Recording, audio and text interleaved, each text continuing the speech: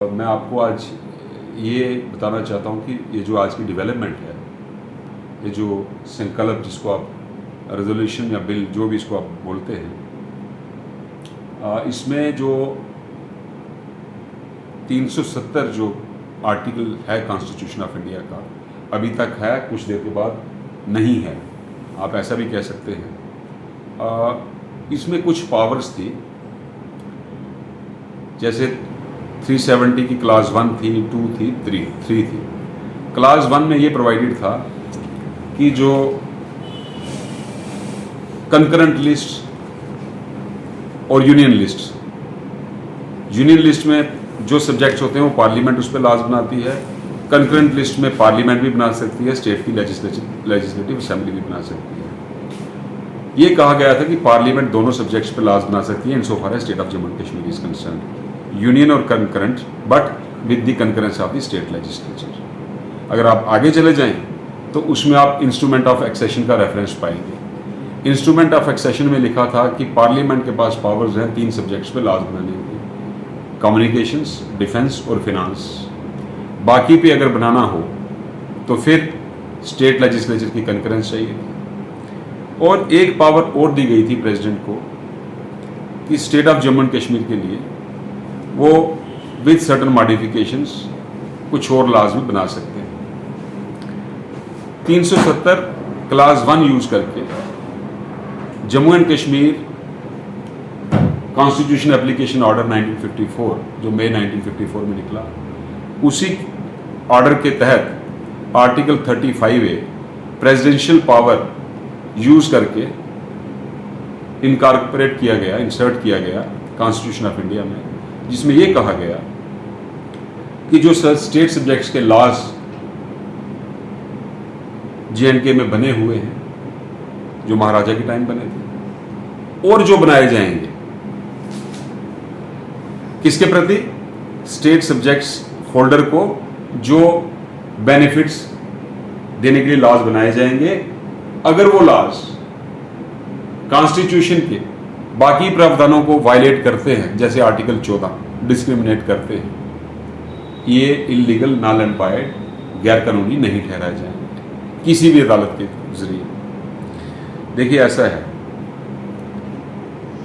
J&K का एक निवासी जो है वो पूरे भारतवर्ष में नौकरी के लिए भी अप्लाई कर सकता था, जमीन भी ले सकता था, प्रॉपर्टी भी खरीद सकता था, स्कॉलरशिप भी ले सकता था, एडमिशन भी ले सकता था। बाकी जितने भी लॉज बने 35A के बेस पे हमारी स्टेट में, उसमें ये कहा गया कि एक non state subject holder property purchase नहीं कर सकता, लैंड परचेज नहीं कर सकता, सर्विस के लिए अप्लाई नहीं कर सकता, स्कॉलरशिप के लिए अप्लाई नहीं कर सकता।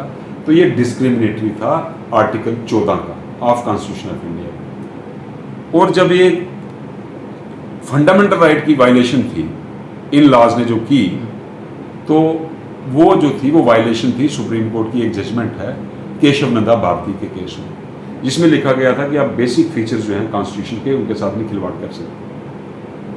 पहली बात है, बेसिक फीचर आप अमेंड भी नहीं कर सकते, लेकिन इन्होंने बेसिक फीचर अमेंड करने के लिए 35 से लाया, और जो नॉर्मल अमेंडमेंट भी होती है बेसिक फीचर के अलावा, उसमें भी रास्ता जो है, जो रूट है, वो आर्टिकल 368 था। 368 मतलब 2/3 मेजॉरिटी अप्रूव करे पार्लियामेंट, लोकसभा और राज्यसभा की, और बाकी प्रदेशों की विधानसभा में। लेकिन चूंकि वो नामुमकिन एक काम था, इन्होंने प्रेसिडेंशियल ऑर्डर से 35A इंट्रोड्यूस करके वो कॉन्स्टिट्यूशन ऑफ इंडिया में लाया। चूंकि इसकी एंट्री, इसकी इंसर्शन जो थी वो गैर कानूनी थी, अनकॉन्स्टिट्यूशनल थी, और 370 में जो क्लास 3 में जो प्रेसिडेंट के पास पावर थे कि वो 370 को ही रिमूव कर सकते हैं, पूरा भी और विद सर्टेन मॉडिफिकेशंस भी। आज वो बिल पेश हुआ और 370(3) में ये भी लिखा है, चूंकि वो 370(1) को खत्म कर सकते हैं विद सर्टेन मॉडिफिकेशंस, और 370(1) को खत्म करने का प्रपोजल गया। मॉडिफिकेशन ये है कि जो 370 के ऊपर वाले पार्ट में क्लास 1 में एक क्लास है, सब क्लास है कि article 1 of constitution of India shall be applicable to state of Jammu and Kashmir। मतलब ये कि जम्मू एंड कश्मीर भी इंटेग्रल पार्ट होगा यूनियन ऑफ इंडिया का, वो सेव किया गया। बाकी 370 एज ए होल रिमूव करने का प्रपोजल दिया गया। तो ये एक बहुत बड़ी विक्ट्री है देश के लिए, पूरे भारतवर्ष के लिए। आज एक एहसास हुआ है कि जम्मू कश्मीर वाकई में ही यूनियन ऑफ इंडिया भारतवर्ष का एक अटूट अंग है, था तो पहले भी, लेकिन आज कॉन्स्टिट्यूशनली इसको सील लग गई। और आपने देखा कि पार्लियामेंट में कई अपोजिशन पार्टीज भी इसको होल हार्टेडली सपोर्ट कर रही है। तो ये मोटा मोटा एक जो आज रिजल्ट आया है, ये देश हित में है, नेशन के इंटरेस्ट में है, जम्मू कश्मीर की जनता के हित में है, और मैं ये भी कहूँगा कश्मीर की जनता के भी हित में है।